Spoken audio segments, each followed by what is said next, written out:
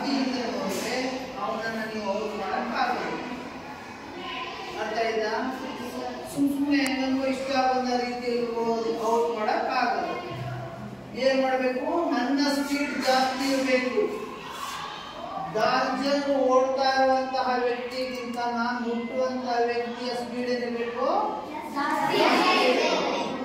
ಆವಾಗಲೇ ನನಗೆ ಪಾಯಿಂಟ್ ಸಿಗಕ್ಕೆ ಸಾಧ್ಯ. ಆ ನಂತರ ಹೇಳಿದೆ ಇಲ್ಲಿಂದ ನಿಮಗೆ 1.90 ಡಿಸ್ಟೆನ್ಸ್ ಇರುತ್ತೆ. ಒಂದು ಕೋಣದ ಒಬ್ಬ ವ್ಯಕ್ತಿಯಿಂದ ಮತ್ತೊಬ್ಬ ವ್ಯಕ್ತಿಗೆ ಎಷ್ಟು ಇರುತ್ತೆ?